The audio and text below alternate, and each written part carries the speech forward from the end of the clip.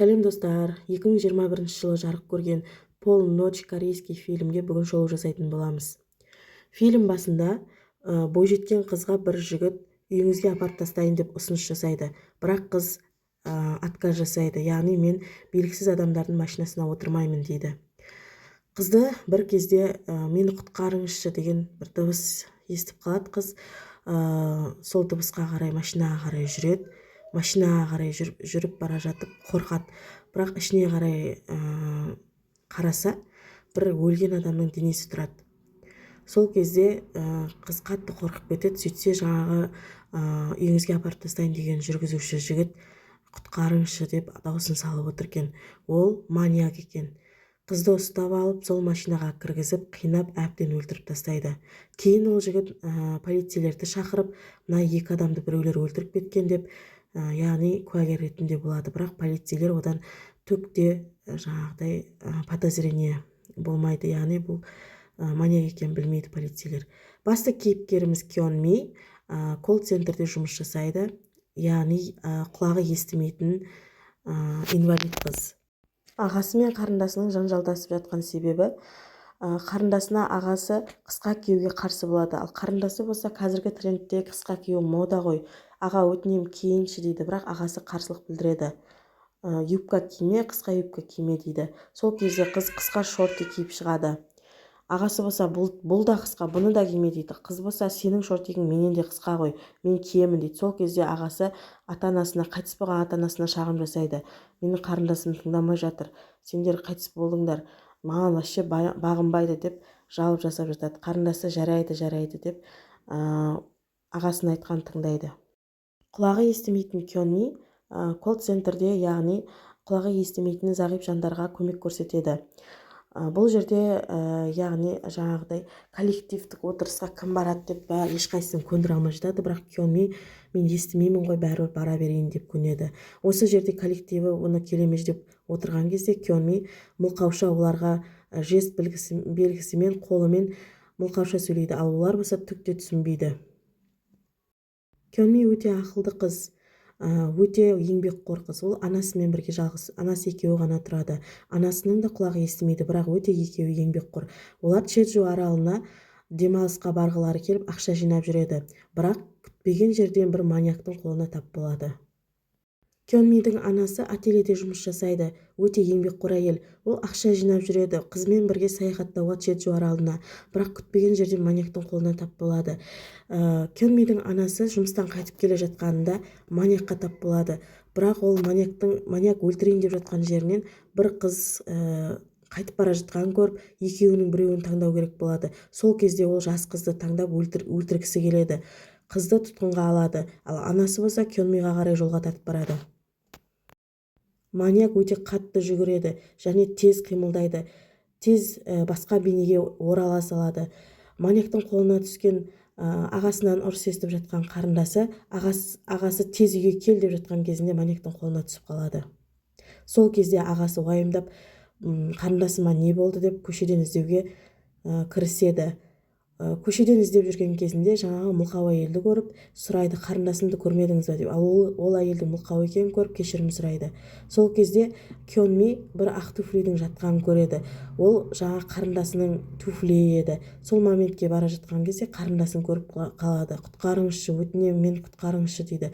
Ал жаңағы маньяк болса Кён Миді өлтіруге барады. Сен көмектескенің үшін жазықтысың, сені қазір өлтіремін деп мылтығын алып жүгіреді. Ал жаңа қарындасы болса қансырап отырады. Сол кезде Кён Ми қашып құтылмақ болады. Кён Ми өте қатты жүгіреді және маньяктан қашып құтылғысы келіп қашады. Ал маньяк болса оны қуып жеткісі келеді. Кён Ми қашып келе жатып машиналар тұрағына кіреді. Сол жерде ол маньяктан тығылып өзінің машинасына отырмақшы болады. Бір кезде машинасына отырып кіріп, анасына қоңырау шалып, мені уайымдама, сол жерде тұр дейді. Бір кезде машинаның ішінен дауыс шыққан бір белгі шығады. Ол естімесе де сондай құрылғылары бар еді. Ал артынан маньяк шығады. Оның кіргенін Кён Ми даже аңғармаған. Кён Ми қатты қорқып кетеді. Ал маньяк болса пышағын алып, тез жүр машинамен жүр дейді. Кён Ми қатты машинамен айдап әдейі соғады.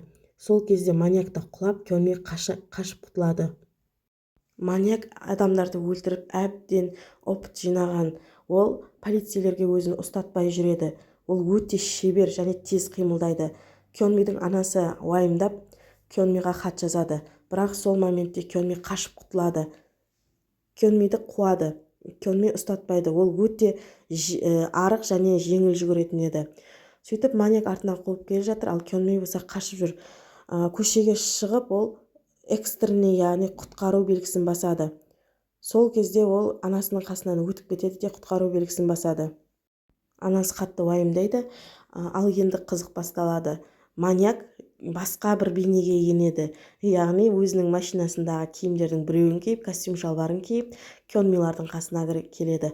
Не болып қалды, мен өзімнің қарындасымды іздеп жүрмін, сіздер қорқып тұрсыздар ма дейді. Сол кезде Кёнми мен анасы оған сеніп қалады. Полицейский учаскеге келеді барлығы. Ал сол жерде оның сумкасының ішінде пышақ, басқа да құралғы заттар, яғни адам өлтіретін заттар, қастандық жасайтын заттардың бәрі бар тұғын. Сол жерде маньяк көз алмай қарап тұрады анасы мен қызына. Сол жерге бір қария келіп маньякқа тиісе бастайды. Сол маньяктың қалтасынан бір телефон түсіп қалса, анасы оның жоғалған қыздың бейнесін байқап қалады. Анасы бірден аңғарады, ол дұрыс адам емес екенін. Бір кезде анасы күдіктене бастайды, бұл дұрыс адам емес деп. Сол кезде анасы қызына жест белгісімен қолымен қызына бұның телефоны қара болған, ал ақ телефонды көтергенде жоғалған қыздың түрі тұр дейді. Ал жаңағы бейтаныс бір шал маньякқа тиісе берген кезде оны полицейлер алып кетіп, оңаша, яғни мына жерде жәбірленушілер қалып қояды. Сол кезде маньяк анасына тиісе бастайды. Сен телефон жайлы ештеңе айтушы болма, әйтпесе қызың өледі дейді. Осы сәтте жоғалған қыздың шын ағасы келеді.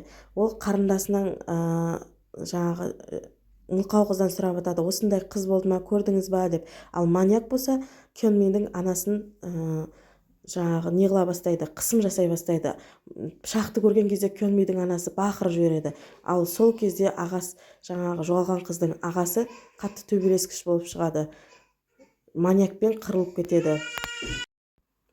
Жоғалған қыздың ағасы қатты төбелесетін болады, яғни маньяктың дымын қалдырмайды. Бірақ полицейлердің ең қателігі бұл жердегі маньяк пен жертваны шатастырып алады. Маньяк жаңағыдай жертва халіне кіріп, мені мынау ұрып жатыр деп, соған полицейлер сеніп қалады. Маньякқа керісінше полицейлер көмектесіп, сізді шығарып салайын ба дейді. Маньяк сол моментте Кёнми мен анасына шүйлігеді, ал Кёнми мен анасы қайтып кетеді. Кёнми мен анасы түк түсінбейді, бұлар не істеп жатыр, маньякқа неге көмектесіп жатыр деп. Жест тілін полицейлер вообще түсінбейді. Маньяк Кёнмидің үйін тауып алып, Кёнмиға қастандық жасамақшы болады. Кёнми бірақ үйіне белгілер қойып қойған болатын. Дыбыс шыққанда, яғни өздері түсінетіндей, мылқаулар түсінетіндей бір белгі қойып қойған. Сол кезде ойыншық қимылдап жатқан кезде, ол дереу артына қарап қалған кезде, ол маньяк оны өлтірмекші болады. Кёнми қашып құтылады. Кёнмиге анасының телефонынан маньяк тоқтаусыз хаттар жазып жатады. Кёнми қашып құтылмақшы болады. Терезені ашып қараса, мусор тұрады, соның үстіне құламақшы болады. Ал жаңағы кімнің жоғалған қыздың ағасы болса, маньякты іздеп жүреді. Маньяк өте ақылды, әрбір ісін есептеп алып қимылдайды. Кёнмиді есігін сындырып, Кёнми да терезеден секіріп жатқан кезде шашынан ұстап қалады. Кёнми болса, оны бірге алып құламақшы болады, бірақ маньяк оның шашынан жібереді. Кёнми құлап түседі жерге. Кёнми маньяктан қашады. Сол моментте жоғалған қыздың ағасы да маньякты көріп қалып, жолдан артынан қуалайды. Кёнми жүгіріп, барлық жерді жүгіріп, бірақ ақыр соңында бір жерге барып тіреледі. Сол кезде маньяк қашып құтыла алмайсың, мен сені бүгін өлтіремін дейді. Ал жаңағы жоғалған қыздың ағасы болса, Кёнмиді көріп таңғалады. Менің қарындасым қайда деп сұрайды. Ол тек қарындасын ғана ойлайды, Кёнмиді ойламайды. Сол кезде маньяк Кёнми немесе қарындасың дейді. Ол қарындасын таңдайды. Ал жаңағы ағасы болса, қызды таба алмайды. Сол кезде Кёнми маньяктан қайтадан қашып кеткен кезінде қарындасын тауып алады, жаңағы ағасының қарындасын. Ал маньяк болса, өте сақ қимылдайды.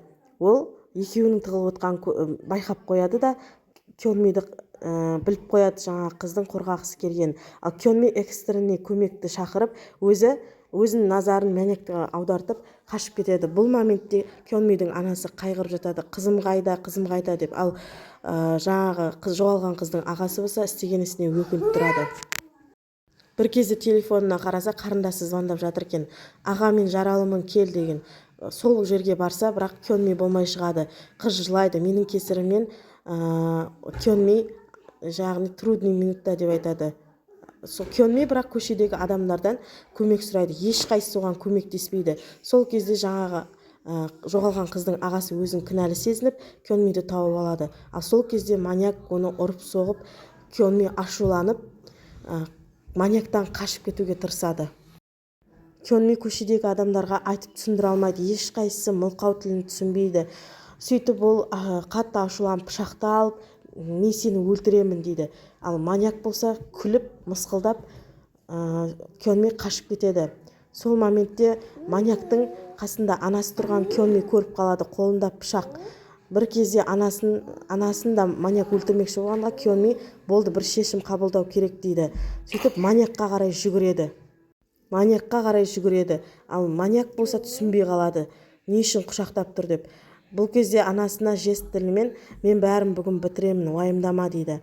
Ал Кёнми болса пышақты өз-өзіне тығып алған екен. Көпшіліктің алдында маньяк маған пышақ тықты деген мақсатта. Ешкім оны құтқармағасын, ол осылайша өзін қорғағысы келді. Және анасын, және жоғалған қызды қорғағысы келді. Сол кезде маньяк өзінен де ақылды болып шыққан мылқау қызға таң қалады. Полициялар келіп маньякты өлтіріп тастайды осы жерде. Кёнми болса күліп жатады. Сен неге күлдің деп маньяк одан сайын өліп бара жатса да ашуланады. Өзі өліп бара жатса да Кёнмиді өлтіргісі келеді. Полициялар болса дымын қалдырмай атып тастайды.